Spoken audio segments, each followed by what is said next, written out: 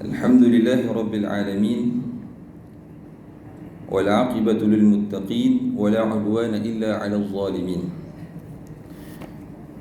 Asyhadu an la ilaha illallah wahdahu la syarika lah, wa asyhadu anna sayyidana Muhammadan 'abduhu wa rasuluh.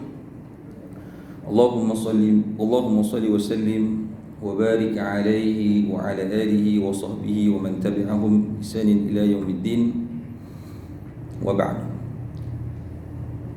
Muliakan Al-Qudutul Imam Wali Masjid, seluruh hajatan kuasa masjid, khususnya muslimin, muslimat, tuan-tuan, perempuan yang dirahmati Allah sekalian. Soalan pertama saya nak tanya tuan-tuan, apa khabar? Alhamdulillah, hidup. Belah ni hidup ramai, hari ni hidup tak berapa ramai. Mesti orang ramai. Baik, Alhamdulillah, syukur kita kepada Allah Subhanahu Wa Taala. Pagi ini kita dipertemukan semula. Mudah-mudahan pertemuan kita ini diberkati, dirahmati dan diampuni kalau dosa-dosa kita, dengan kita menghadiri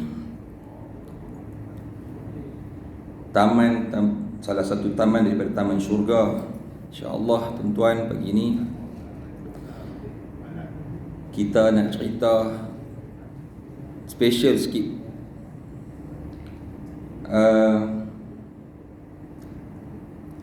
Pendinding diri, kubu ataupun benteng kepada diri kita daripada syaitan. Bahawa dahsyat ni, kalau ini masuk dalam perubatan Islam. Saya malam tengok minggu ni kita cerita pasal perubatannya. Kemarin kita cerita pasal mukjizat Al-Quran dalam ilmu perubatan. Itu pun menarik. Hari ni pagi jadi kita punya, jadi saya tukar style dengan kita ambil beberapa kitab ataupun satu kitab untuk kita perkenalkan, untuk kita ceritakan.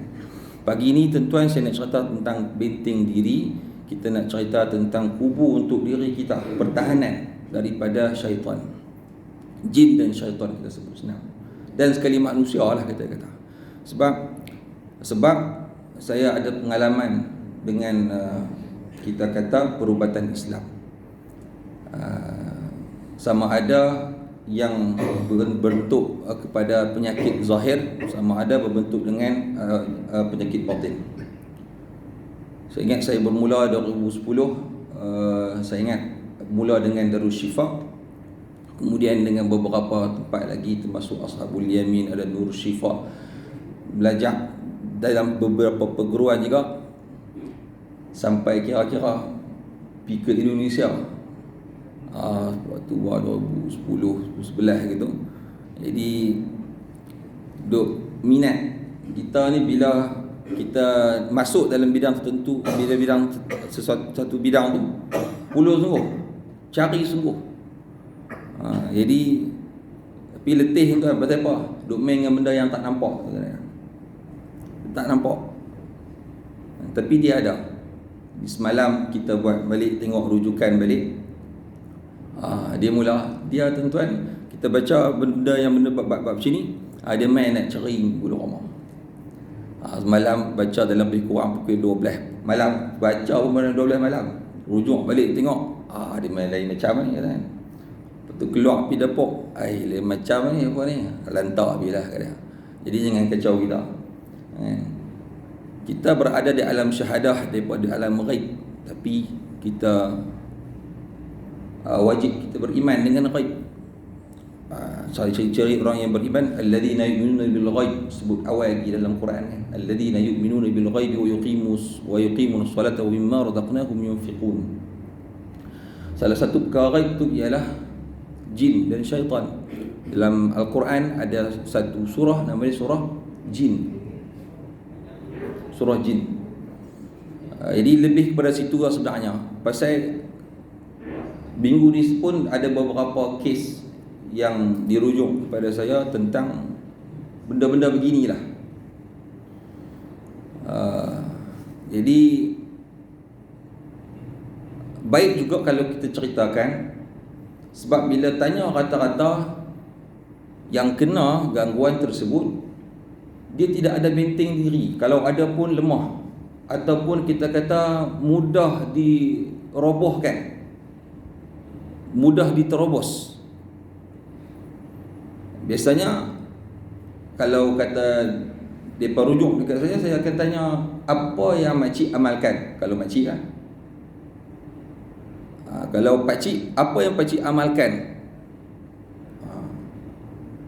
yang dia dapat? Macam baru ni dia belah langgar, minta pergi tak apa, dia kena stroke. Apa hikmah tu? Dia keluar, ni buku ni baca dia baca. Lagi suami pun keluar ni dia baca Lum'atul Awrad, itu kan apa? Majmu' Syarif. Itu di antara amalan dia. Okeylah, tak apalah. Jadi saya ingat ada satu kes yang dia kena was-was, dia nampak benda kotak belakang. Dia nak sembahyang pun sekali dia rasa nak mencarut. Mencarut bukan mencarut pada diri, pada orang, tak. Mencarut Allah Ta'ala. Kata, saya rasa nak kata Allah Ta'ala macam-macam nak sebut itu tak kata apa, tak pernah syok. Dan kita pun tak gamak nak sebut.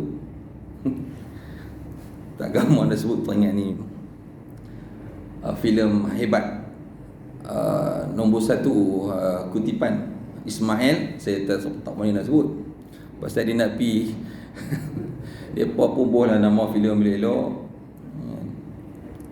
Ismail sebut Ismail Tote sebut. Mungkinlah mereka tak ada apa kot ikut belah Kelantan, tapi kita rasa tak tahulah kan. Macam tu lah. Kita nak sebut pun kena sebut betul-betul kena makhraj. Takut tersilap makhraj pergi ke lain. Itu box office dahsyat. Dia pakai dengan kamera saja kan. Apa nama Syahmi dengan dia punya kawan-kawan sahabat-sahabat autism, asis dan sebagainya lah. Baik, yang sampai macam tu, was-was sampai bila mai minta itu ni dirujuk oleh yang ni, kawan ni pun kita tak kenal.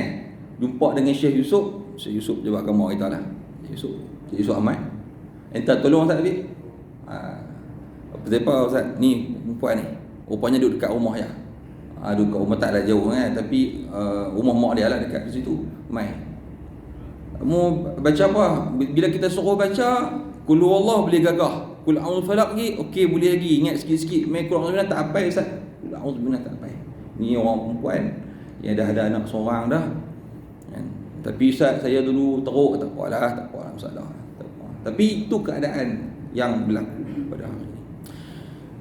Jadi kadang-kadang kita ambil kesempatan di sana untuk kita sebarkan dakwah, untuk diperamai dan sebagainya. Kan? Tolong bantu. Tapi sebenarnya yang membantu kita ialah diri kita sendiri. Larat kita duk pergi kepada orang nak pergi minta rawatan dan sebagainya. Lepas tu jadi balik kita tak buat apa. Yang terbaik ialah perawat itu dia bagi doa-doa ataupun dia bagi wirid-wirid amalan-amalan untuk diamalkan. Benting pada diri kita. Ni duk harap kadang-kadang pergi kat Bomo tu lah. Lepas tu kita balik duduk lagu tu juga. Dan sebagainya lah. Jadi pagi ni kita cerita sikit-sikit. Memang tak nampak gayanya tak habis ni. Saya rumah adalah beberapa rujukan yang kita belajar sikit-sikit. Itu ni paling lama tu kalau ikutnya dengan Darul Syifa Turuddin waktu tu, untunglah waktu Dr. Ustaz almarhum Ustaz Azizan. Jadi Turuddin kerap almarhum Dr. Haruddin duk mai kerap di Kedah. Jadi sebulan sekali paling kurang kita akan jumpa mengaji dengan dia di sini. Ya, di Mentalut waktu tu. Itu satu, dengan Dr. Nasuha, dengan Dr. Rosidi, dengan Ustaz Syahrizal, dengan beberapa lagi orang yang kita ambil pengalaman, ambil ilmu kepada mereka tentang perubatan Islam ini. Baik, cuma lebih kita nak cerita tentang pendinding diri kita kena ada. Jadi kita sebut dalam beberapa kitab, antara yang saya bawa ini adalah Tahsinat al-Insan untuk melawan syaitan. Maksudnya pendinding manusia untuk melawan syaitan. Ini seorang kita panggil ulama besar dalam bidang ni lah, Syekh Wahid Abdul Salam Al-Bali ni orang Mesir. Ini juga guru kepada Ustaz Syarhan dulu dulu ada Ustaz apa nama Ustaz Malik di radio kan. Ini tapi dalam bahasa Arab, saya tak pasti ada terjemahan dia, tapi semalam baru baca balik. Jadi itulah konsep yang saya bawa hari ni. Tapi mana-mana kita akan, kalau jenis sebulan sekali kita bawa satu kitab, satu buku kita cerita, bukan nak publish kitab dah. Sekarang untuk memperkenalkan kitab. Kemudian tuan-tuan lepas tu kita belajar cari sendirilah, kita cari dengan guru yang lain lah kan. Baik, saya cuma nak cerita sebagai orang kata pencetus ummah. Risau ni pencetus ummah, da'i milenial apa-apa macam-macam lah ni kan. Ni kes hangat ni pasal da'i. Tak apalah, da'i pun da'i lah. Sebenarnya tuan-tuan, kita pun da'i. Setiap orang yang mengucap kalimah syahadah adalah pendakwah. Pokoknya kita dakwah kepada diri kita. Kadang kita dakwah kepada keluarga, ahli keluarga kita. Dan apa pun yang berlaku sebenarnya, bila berlaku kepada seorang, juga boleh berlaku kepada diri kita sendiri. Jadi bila kita nak cakap, kita nak komen, kita nak apa pun, beringat sama kepada diri kita. Bila kita nak sebut, nak cerita apa-apa, tengok dulu dalam diri kita, tu tak mana langsung. Kita pun kan, jadi biarlah yang tu kan, cuma kan mudah-mudahan terbaik untuk dia, terbaik untuk kita, terbaik untuk semua lah, insya-Allah kan. Kita di dunia ni macam-macam perkara lah yang berlaku, yang kadang-kadang kezaliman, ketidakadilan dan sebagainya. Tapi kita pasti dan kita yakin besok di akhirat besok, mahkamah Allah Ta'ala adalah yang paling adil. Alaihissallahu biahkamil hakimin. Baik, yang kedua, kita satu kitab juga ni daripada Ustaz Syarhan bin Syafi'i. Saya pun tak tahu, jarang dah masuk TV dari ni kan. Perubatan Islam menangkis kejahatan makhluk halus. Bukan apa, saya nak lebih fokus kepada apa tanda-tanda kalau kita terkena gangguan.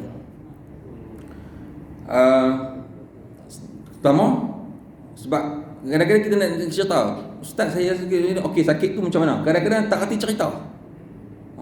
Tak tahulah Ustaz. Macam tu. Jadi satu, yang kedua, kita ada benteng diri kita untuk membentengi diri kita. Kemudian ada Abul Fida Muhammad Izzat, rawatilah diri anda dengan Al-Quran. Ini ada terjemahan Ustaz Syafizrul. Sekarang ini orang kita lah, orang berlakuk dia tu. Ni kita pakar bahasa lah ni. Dia ada rancangan bahasa Arab di IKIM, Ustaz Syafizrul bin Abdul Hamid. Kemudian yang saya belajar tuan-tuan, Majlis Kebajikan Keluarga Kedah, apanya ni, Cardiff Saqafi dulu ni. Ini mengaji kepada Piyu Syahul Hamid. Tuan kenal? Piyu Syahul Hamid. Yang ni tahun berapa ni? Tahun 2003. Ni belajar tiba di Mesir. Kita belajar mengenal jin. Seronok, minat ni. Benda-benda ini minat. Kita bukan orang syok dengar. Kan? Tapi kita bukan takat nak syok. Kita lebih daripada tu lah. Kita nak kenal. Itu bukan takat kita kenal macam mana. Kita kenal supaya kita dapat kita dapat membentengi diri kita. Sebab kita hidup dengan mereka, cuma kita tak nampak mereka. Habis itu macam mana Ustaz? Tanya pula dah. Ada budak-budak yang boleh nampak tu, kan? Ada hari tu ni mereka kata, ada budak-budak kat belah kampung saya tu, kalau pergi ke pekan, dia pergi ke tempat simpan tangki air dekat Jalan Tun Razak tu, nampak tu. Kadang di sekolah nampak, tapi sekolah tak lebih. Yang hak buat trik saja tak pergi sekolah pun ada juga lagu tu kan. Ni hak yang betul dah ni. Nampak tu, bolehkah kita nampak? Dan nampak tu dalam bentuk asalkan tu bentuk jelmaan. Macam-macam tu isu yang macam ni. Jadi kita keluarkan pada pagi inilah sikit-sikit lah tuan-tuan. Nak cerita banyak tak dan. Dia kena banyak siri lah kalau betul-betul lah. Tapi saya kata tadi, kita cerita tentang nak hanya sekadar untuk mencetus. Untuk mencetus, kemudian kita sendiri lah nak cari kan? Mana-mana ustaz, mana-mana tuan guru yang boleh dicari.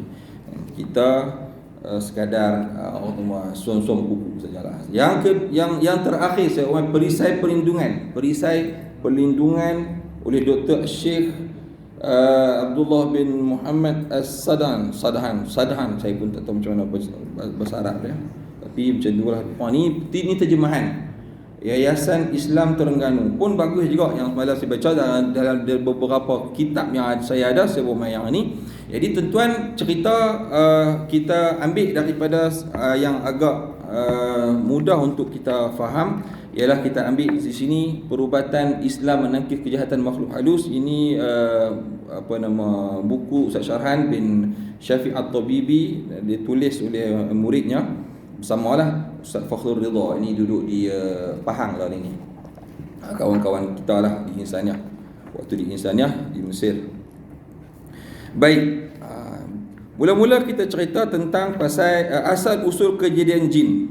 Saya nak bagi dan sikit, nak bahagi masa dalam 15 minit sampai 5 minit lebih kurang. Kita akan cerita apakah ayat-ayat pendinding yang ada daripada Al-Quran, ada yang daripada sunnah Nabi SAW untuk kita amalkan. Apa ada saya tengok, mungkin kalau boleh dan 10 benteng diri kita dan juga keluarga kita. Baik, kita kena tahu juga dia kadang-kadang penyakit zahir, contohnya penyakit kanser, penyakit yang zahir lah, juga selalunya ada kaitan dengan makhluk halus. Sebab tu kadang-kadang dia pergi operate dah kanser, tapi dah selesai dah, doktor pun tak ada. Tengok lepas tu berbulan ada pula. Kadang akak dia kata tak habis, ada kata tu yang gangguan yang menyebabkannya itu dua ada lagi. Tu nak kena check. Itu yang nak kena check. Contohnya rihul ahmar ataupun stroke. Tu dia ada peranan makhluk-makhluk tu. Tapi tak boleh kita nak salahkan jin semua. Jin kata, "Amboi ustaz ni, aku je salah." Kita pun kena tengoklah diri kita macam tadi lah, sebelum kita nak menyalahkan orang lain. Tak kira lah kita nak salah setan ke, kita salah jin ke, apa saja kita nak salahkan, kita tengok diri kita. Kita tengok diri kita tu, apa masalah kita. Kadang-kadang masalah itu muncul daripada diri kita sendiri. Baik, saya pergi ke 12, muka surat 12 di sini. Saya tak tahu lah ni ada lagi dijual di Sekolah Salam ke apakah, saya tak pasti. Tapi kawan tu ada lah, saya pun tak pasti kat kawan saya ni pun masih tersimpan ke, masih jual ke, ataupun dia adalah keluar beberapa siri ataupun beberapa cetakan jugalah yang ni. Baik, asal usul kejadian jin kita cerita dulu pasal ni. Seumpama kejadian pelbagai makhluk Allah di permukaan bumi Allah Subhanahu Wa Taala ini seperti malaikat daripada cahaya dan manusia daripada tanah, begitulah juga hakikat kejadian jin. Tidak syak lagi bahawa jin dicipta daripada api. Ini berdasarkan dalil yang termaktub dalam Al-Quran, wa khalaqal janna min marijin min nar, surah Ar-Rahman ayat yang ke-15. Dan dia iaitu Allah Subhanahu Wa Taala menciptakan jin daripada nyalaan api. Banyak dah surah jin pasal kul uhiya ilayya annahu istama'a nafarun minal jinni faqalu inna sami'na qur'anan ajaba. Kan? Turun Al-Quran, diwahyukan Al-Quran, jin pun mai dengar dan kata ajaib sungguh Al-Quran ini, dari sudut bahasanya, dari sudut makna isi kandungannya.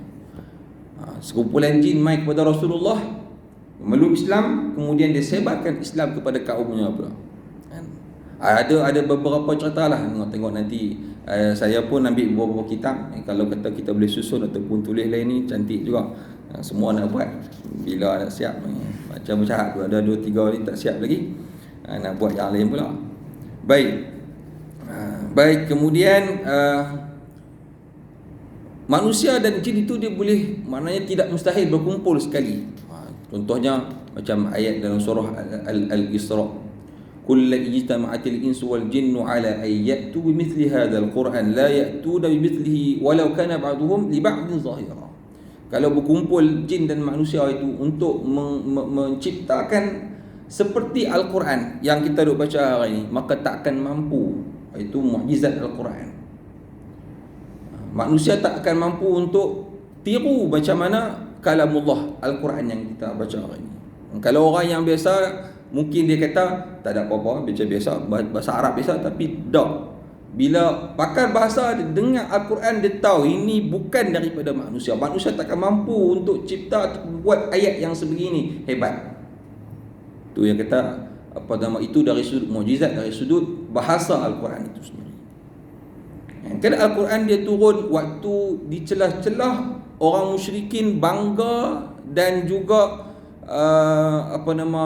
duk obses dengan, duk seronok dengan syair-syair yang telah dicipta oleh penyair-penyair ketika itu. Apabila ada satu syair yang hebat, diiktiraf, akan digantung di kelambu Kaabah, di Kaabah tu kan? Tapi bila Al-Quran turun, semua pakai tajuk kan? Bukan takat itu, jin pun main tu dia, masya-Allah kan? Wa isarafna ilaika nafaran minal jin yastami'una al-Quran. Itu dalam surah Muhammad kan? Jom kita tengok balik kan. Baik, kemudian wal janna khalaqnahu min qablu bin naris samum, dan kami Allah menciptakan jin sebelum Adam dari api yang sangat panas. Jin itu jadi. Kemudian ada sebut tidak? Ada lagi. Tapi ada benda-benda kau yang ni yang dia tak sebut di sini. Jadi bapa jin Abul Jan, dia ada Abul Jan. Jadi tuan-tuan nak bubuh nama anak, nak bubuh nama cucu, parti-parti lah tengok mana dia. Bubuh nama apa? Bagi Jan. Nama Rizal, bagi Jan. Jin tu. Cuma kita orang Melayu kita tak pasal lah. Nak sebut jin betul-betul barulah kita pasal jin. Ada, tapi ada Jin Syamsuddin. Mudah-mudahan Allah Ta'ala merahmati, mencucuri rahmah ke atas rohnya lah. Jin Syamsuddin kan, hebat itu, selalu orang hebat, pelakon hebat kan. Jin Syamsuddin, bubuh nama, berani dia bubuh nama jin. Dia kata kan, ada tuan-tuan biasa dengar, ada nama-nama yang tak berapa nak bagus untuk bubuh pada anak, sebab jin suka nama tu. Tapi tu semua tuan-tuan boleh kita nilai balik, kita tengok balik, dan dia itu pandangan ataupun pendapat. Contohnya najwa kan, bisikan, kita suka, jin suka, wallahu a'lam bissawab. Depa pun ada nama kan. Contoh dalam Al-Quran kita baca dalam surah An-Naml, ketika mana Nabi Sulaiman alaihi salam nak minta alihkan singgasana Balqis. Siapa yang mengaku dulu? Ifrit. Qala ifritun minal jin. Ifrit adalah salah satu daripada jin. Nama jin, golongan jin. Kira atasan ni, VIP ni. Bukan cokor-cokir. Bukan kita tadi orang kata bukan kaling-kaling. Saya pun tak tahu istilah itu, istilah lah ni Indonesia ke apa, tak tahu. Indonesia ke Melayu? Tak apa.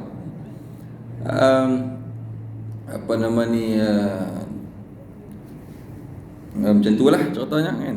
Jadi nama-nama tu pun kena parti juga. Ambil apa pun nama elok-elok tuan. Kadang-kadang kita ni senang sangat terpengaruh. Tuan-tuan mungkin tak lah kot kan. Anak-anak tuan-tuan, anak pun nama cucu-cucu tuan kan. Orang lagi suka Sarah,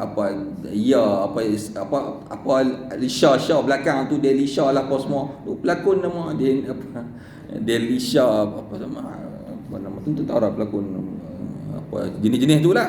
Kan depa pun sebenarnya kadang-kadang tu bukan nama depa yang betul pun. Bila depa jadi pelakon selebriti, depa bubuhlah nama komersial depa baru. Kan nama kadang-kadang tu Siti Khadijah ya. Siti Khadijah jangan main kan. Siti Khadijah adalah kita panggil apa, Sri Kandi pertama yang menghiasi hati Nabi kita kan. Abu nama Buketi dan sebagainya lah. 80 dia boleh lagu tu. Nak nampak nama lebih kepada nak orang barat, kebaratan yang tu kita nak. Jadi kadang-kadang kita pun duk fikir, dia sebut nama anak apa ni? Dia sebut nama anak tu, fikir sejenak, mana apa ni, kita pun duk fikir. Tapi dengar sedap lah. Kita kira sedap. Baik. Itu pun ada petunjuk daripada Nabi kita sallallahu alaihi wasallam bagaimana kita nak menamakan anak kita dengan nama yang baik, nama yang elok. Nama itu juga sebagai doa kepada dia. Bila kita duk panggil ya Hafiz. Nah, saya nama Hafiz, ya Hafiz. Jadi alhamdulillah, takkan boleh lah kita Hafiz ni penjaga. Lepas tu duduk syok pula pasal baca Al-Quran, in kullu nafsin lamma 'alaiha hafiz. Macam Ustaz Abdul Samad, apa nama pendakwah terkenal Indonesia, ilmuwan juga juga ulama yang tersohor, Ustaz Abdul Samad kan. Dia baca dalil kewujudan Allah Subhanahu Wa Taala, qul huwallahu ahad. Tapi tuan-tuan jangan berhenti takat tu saja. Kena sambung sikit Allahus Samad pasal nama dia tu.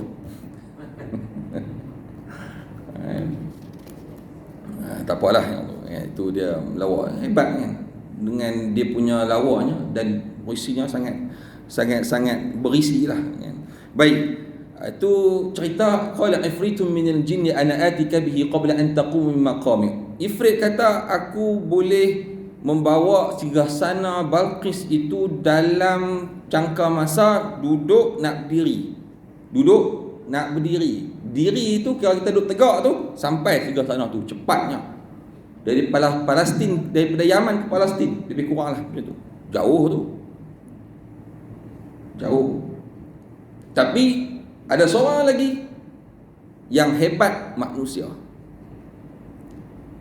Ana atika bihi qabla an yartadda ilaika tarfuk. Tengok balik ayat tu. Kok saya salah baca. Saya boleh datangkan Arsh ataupun singgasana Balqis ini, Ratu Balqis ini dalam sekelip mata. Maknanya kelip mata pun sampai. Kenyit mata 10 perempuan main. Tu dia, itu ayat dulu-dulu lah, orang tak pakai lagu lah. Sekelip petik jari main 10. Kan. Ini jarang ada orang tak pakai dah tu. Dululah zaman tuan-tuan lah. Zaman saya pun jarang lah ada juga. Zaman lah ni dia pun tak tahu lah. Sekali kelip 10 datang. Cerita Piramli pun lagu tu kan. Baik. Itu satu contoh. Siapa dia? Asif Barkhia. Sebut apa nama dalam kitab tafsir, nama dia Asif. Asif Sadfa. Kalau alif kemudian sinfa, Asif. Asif tu maknanya minta maaf. Ana asif, saya minta maaf. Waktu dulu ni, waktu anak pertama saya lahir di sini, saya duduk di Mesir, hantar balik mai isteri bersalin sini. Saya di Mesir lagi ada periksa terakhir. Jadi lahir di sini saya tak ada. Anak sulung saya tu dia minta apa nama topi ke satu tok guru kata pun nama Asif. Siapa dia Asif ni? Katib ataupun kita panggil Syekh Sahar lah. Syekh Sahar Nabi Sulaiman. Dia manusia. Nak dalam ayat ni juga manusia lebih mulia, lebih hebat daripada jin tu. Kenapa kita manusia ni perlu takut pada jin? Dalam hakikatnya kalau ikutnya depa tu takut pada depa. Takut pada kita. Ayat Allah SWT dalam surah Al-Isra, wa laqad karramna bani Adam. Mulia. Laqad khalaqnal insana fi ahsani taqwim. Pasal apa kita perlu untuk memohon perlindungan daripada jin dan syaitan. Baca dalam surah jin ada dari daripada lelaki yang memohon ya'uzu nabi rijalin minal jinni fazaduhum rahaqa. Jadi timbul pula persoalan hukum di situ. Bolehkah kita bersahabat dengan jin? Bolehkah kita mengambil jin sebagai khadam? Dia ada 2-3 perkara sebenarnya yang kita kena bahagikan dulu. Yang pertama, boleh tak kita jadikan jin tu sebagai teman? Kawan macam kawan biasa. Yang pertama. Yang kedua, kita jadikan jin itu sebagai khadam, pembantu ataupun orang suruhan kita. 2. Yang ketiga adalah kita dengan jin tu hubungan dia, kita turut apa yang dia nak. Maknanya dia yang kontrol kita, kita yang ikut arahan dia. Itu ada beza kan? Ada beza. Yang pertama, saya patah balik. Yang pertama, kita yang ikut cakap dia, arahan dia. Yang kedua, kita bersahabat dengan dia. Sahabatlah. Kan? Bertukar-tukar pandangan contohnya. Mesyuarat dengan jin. Yang ketiga, jadikan dia khadam. Ada, kalau kita nak bagi pada tiga. Lepas tu ada pula, boleh tak berkahwin dengan jin? Ada kahwin dengan jin. Bisa dengar tak? Biasa kita dengar. Pergi rumah dia, orang tak ada, tapi dengar macam duk seorang bingat rumah. Kan? Allah, banyak ni benda-benda gini ni, seronok cerita, tapi masa dah berhenti tak ada cerita pasal ni lagi ni. Peninding diri.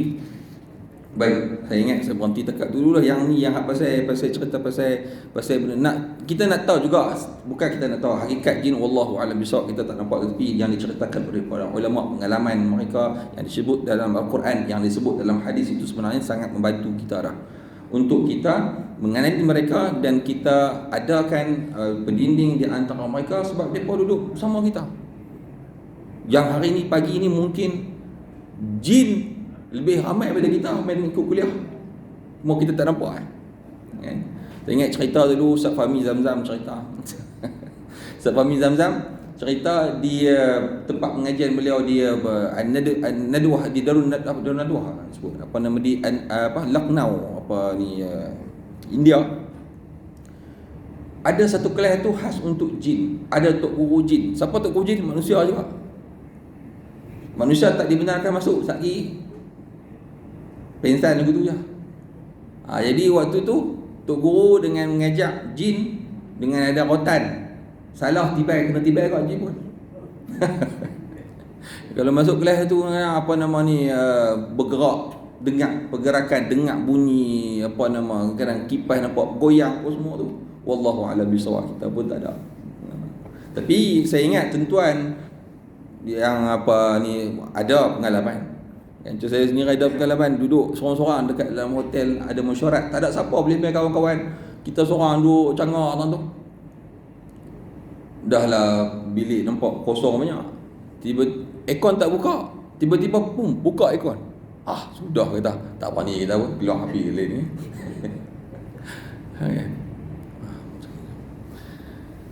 Kena bergerak dan sebagainya, tak apalah yang tu kan. Ada banyaklah pengalaman, kalau nak cerita yang tu pun tak habis juga benda ni. Jadi saya tutup ini dulu, sikit kita cerita tentang tu sebagai sebagai cetusan lah. Nak cerita semua tak habis pagi ni. Jadi kita ambil apakah benteng ataupun kubu pertahanan yang kena ada pada diri kita supaya dapat membentengi diri kita daripada gangguan makhluk kasar ataupun makhluk halus. Yang pertama disebut di sini, saya tengok dalam kitab Syekh Wahid Abdul Salam Bali ni. Tak tahu, kita pun tak jumpa duduk sana dengan depa pasal waktu tu kita tak pulun pasal benda-benda gini ni. Jadi tak kisah ada yang siapa kawan-kawan yang dia menceburi pada minat pada perubatan Islam daripada Malaysia, dia cari Syekh Wahid Salam Bali ni. Dulu ni ada dalam radio Ustaz Malik Lazim. Mana dia kan? Ada cerita pasal perubatan Islam Darul Hikmah tu ni duduk mana KL lah kot saya silap kan. Dia mengaji pada sini Ustaz Syarhan dan sebagainya macam-macam. Kemudian di sana dia cari Syekh Wahid Salam Bali ni. Katanya payah juga nak jumpa Syekh ni. Sebab dia ada polis pun duk tengok siapa yang duk pergi ada terlibat dengan ikhwan muslimin, macam itulah. Kita pun tak tahu pasal kita mengaji, kita acara hidup kita lah. Tapi bila balik Malaysia ni, bila ada orang minta tolong, kita tak boleh nak tolong lah pasal tak mengaji dah, kita tak tahu benda ni. Baru start dari situ belajar. Waktu ustaz tu masuk Darul Shifah dan sebagainya kan. Baik. Yang pertama, peninding yang pertama, bismillahirrahmanirrahim. Al-husnul awal, yang pertama ialah ikhlas. Ikhlas. Ya. Ikhlas, syaitan tak akan dapat untuk memudaratkan kita. Ini sendiri diiktiraf oleh syaitan ataupun oleh iblis, bapa kepada jin, Abul Jan. Disebut dalam Al-Quran dalam surah Al-Hijr ayat 39-40, qala rabbi bima aghwaytani la uzayyinanna lahum fil ardi wa la ughwiyannahum ajma'in illa ibadaka minhumul mukhlasin. Ya Allah, ya Tuhan, dengan apa yang telah kau sesatkan aku jadi sesat. Dengan apa? Sebab apa? Sebab dia tak mau sujud kepada Adam. Fasajadu illa iblis. Iblis tak mau.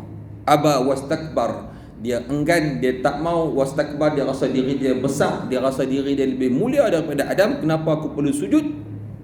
Lalu dia tak mau sujud. Qala ma mana'aka alla tasjuda id amartu. Pasal apa tak mau? Qala ana khairum minhu, dia sebut. Aku lebih baik daripada dia. Khalaqtani min nar wa khalaqtahu min tin. Aku jadi daripada api, dia daripada tanah. Takkan aku nak hormat sujud pada dia? Sebab tu tuan-tuan, bila kita sujud kepada Allah Subhanahu Wa Taala, kita baca ayat tilawah, kan? Apa nama tilawah tu macam mana? Kalau apa nama surah Sajadah, apa dia? Innamal mu'minuna alladzina idza dzukirallah, bukan dia, apa dia? Dia tu imam benar. Apa dia sujud, ayat sujud tu? Tak ingat dah ni. Apa nama ayat sujud lah, tak kira lah ayat sujud, sujadah ataupun tilawah, kita baca Quran, tengok sujadah, sunat kita sujud. Bila kita sujud tu, syaitan teriak, kan? Bila dia disuruh, saya katakan dia disuruh sujud, dia sujud, sedangkan aku dulu disuruh sujud, aku tak mau sujud, aku dikeluarkan daripada syurga. Baik, la uzayyinana lahum, aku akan hiasi mereka dengan pelbagai jenis maksiat nampak elok. Jadi kerja syaitan, kerja iblis, kerja jin yang jahat, yang kafir, yang syaitan, depa ni apa tugas dia? Nak bagi nampak sesuatu ataupun maksiat, dosa itu nampak baik kepada orang yang melakukan. Depa buat benda, tetapi benda tu teruk, tak baik, tapi depa nampak benda ni baik. Macam tu. Dia salah satu cara depa, kan, nampak baik. Jadi dia pun terus, kan, dengan ni, macam contohnya baru ni apa nama isu siapa dia, artis Indonesia orang. Saya tak apa, masuk neraka pun tak apa. Dia boleh buat main-main dengan neraka, dia ingat apa? Saya duduk neraka, saya boleh jumpa rakan-rakan selebriti yang lain. Dia sebuah hak barat tu. Dan macam-macam dia sebut barat tu, kita boleh buat parti mungkin di dalam neraka. Dia main lagu tu boleh, kan? Kita boleh buat parti dalam neraka, duk seronok, kan? Semua ingat macam mana neraka tu ke mana?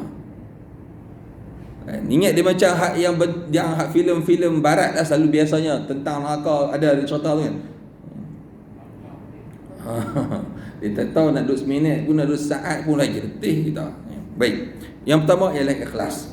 Panjang cerita, kalau dia cerita masuk hati, masuk filem lah apa pula, kan?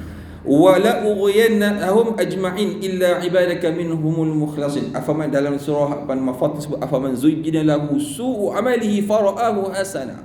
Antara manusia ni dihiasi perkara kejahatan yang dilakukan, dia nampak baik. Fara'ahu hasana. Alladzina yahsabuna annahum yuhsinuna sun'a, dalam surah Kahfi sebut. Depa sangka apa yang depa buat ni dah jadi kebaikan, tetapi sebenarnya maksiat dan dosa di sisi Allah Subhanahu Wa Taala. Jadi kita perlu mengikhlaskan niat kita, dan cara buat kita pun mestilah bersandarkan dan mengikut syariat Allah Subhanahu Wa Taala. Dia sebut ikhlas, kena belajar ilmu ikhlas. Macam mana kita nak jadi ikhlas? Di ayat ini disebut al-mukhlasin. Ada al-mukhlisin, al-mukhlasin dalam Al-Quran, al-mukhlasin. Kalau kita dalam baca dalam surah Al-Bayyinah, mukhlisina lahuddin. Ada beza, tuan-tuan. Lam kasrah dengan lam lam fathah. Tak apa, nanti kita ceritalah, tapi tuan-tuan tanya pada tuan-tuan guru yang lain lah, kan? Itu yang pertama, tuan-tuan. Dia ada huraian tentang keikhlasan ni, tapi saya tak boleh nak cerita dah. Ikhlas didik dari kita, apa pun yang kita lakukan, tuan-tuan, lillahi ta'ala. Jangan kerana yang lain daripada Allah Subhanahu Wa Taala. Yang kedua, husnul tsani tahqiqul ubudiyah lillahi wahdah. Betul-betul kita menghambakan diri kita kepada Allah Subhanahu Wa Taala. Yang pertama, amalan-amalan yang wajib untuk kita mesti kita jaga sungguh-sungguh. Solat 5 waktu, jaga solat 5 waktu. Di awal waktu, lakukan dengan kita persediaan yang betul-betul rapi, kan? Nak masuk Zuhur contohnya, 5 minit 10 minit kita dah bersedia dah. Kita dah tak sibuk dah dengan dengan lain-lain perkara daripada kegunaan yang akan mengalihkan kita kepada fokus, daripada fokus kepada solat yang kita nak solat lagi. Ya. Maknanya sembahyang tu bukan nak jadi sembahyang solat yang berkualiti tu, dia bukannya mula dengan Allahu Akbar, tapi sebelum kita takbir lagi, waktu kita ambil wuduk lagi, sebelum kita ambil wuduk lagi, sebenarnya kehidupan kita sendiri tu. Pasal apa kita duduk macam-macam dalam sembahyang? Pasal kehidupan kita pun kelakabut. Jadi masuk dalam sembahyang. Baik. Itu betul-betul kita inna ibadi, Allah Taala sebut inna ibadi laisa laka alaihim sultan. Sesungguhnya hamba-Ku inna ibad laisa laka alaih, sesungguhnya hamba-hamba-Ku, kata Allah Subhanahu wa taala, tak akan ada kekuasaan kamu ke atas mereka, dengan disebabkan dengan penghambaan rapat dan dekatnya kepada Allah Subhanahu wa taala. Disebut sini aksam ibadah ada 4.